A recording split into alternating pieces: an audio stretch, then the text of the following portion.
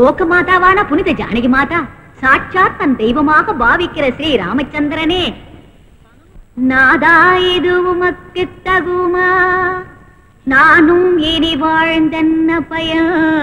அத்தை, உங்க பாவத்தை கண்டதுனாலதான் போல இருக்கு என் கண்ணு ஒரேடியா மங்களா போகுது, தலை தெரிச்சு போகுது, சரீரம் சில்லிட்டு போகுது.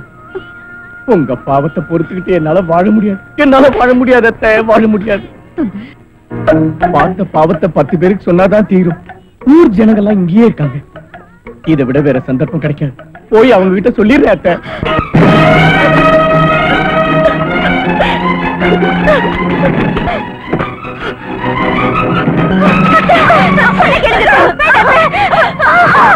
வாழ்க்கையே தாறுமாறா செய்யக்கூடிய உனக்கு செஞ்ச தப்புகளை தலைகீழா செய்யறது ஒண்ணும் பெரிய கஷ்டம் இல்ல ராஜேஸ்வரி. ஆஸ்திக்காக ஒரு தர்ம பத்திரி தலையில பெரிய கல்ல தூக்கி போட்டேன்.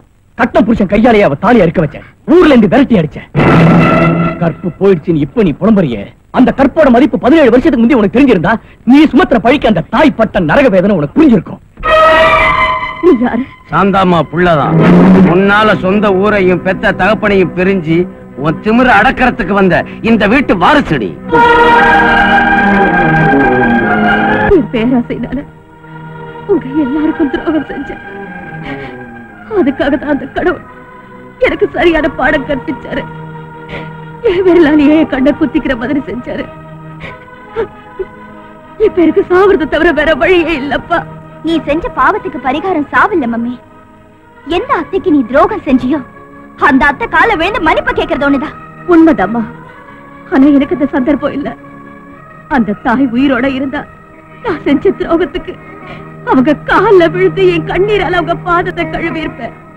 பல பேர் முன்னாலே என் தப்ப ஒத்துக்கிட்டு அந்த பத்திரியோட சத்தியத்தை நிரூபிச்சு காட்டுவேன். எனக்கு அந்த பாக்கியம் இல்ல. சாவறதை தவிர எனக்கு வேற வழியே இல்லம்மா. இருக்கு, சாந்தாம்மா உயிரோட தான் இருக்கு. சாந்தாம்மா உயிரோட இருக்காங்களா?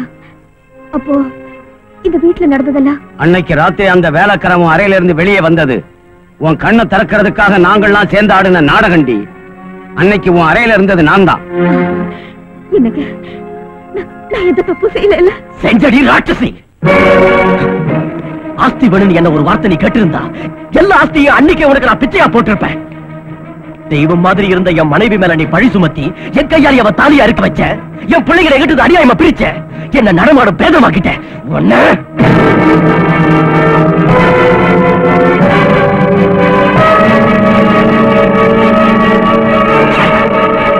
நாட்டு அரக்கிய சாகடிச்சாலும் பாவம் தான். ஆனா சாகடிக்க வேண்டியது ஒன்னலடி. நெருப்பு மாதிரியான என் மனைவியை சந்தேகப்பட்டு அவமதிச்சதுக்கு என்ன நானே கொண்டுக்கிறேன். அப்பா, இது என்ன கொடுமை? வேண்டாம்ப்பா, என்ன அப்படி கூப்பிட வேண்டாம். உங்க அம்மா என்ன மன்னிச்சு புருஷனா எனக்கு ஏத்துக்கிட்டா தவிர நான் உனக்கு அப்பான்னு சொல்லிக்கிற அருகதை எனக்கு இல்லை. எங்கப்பா என் தெய்வம்?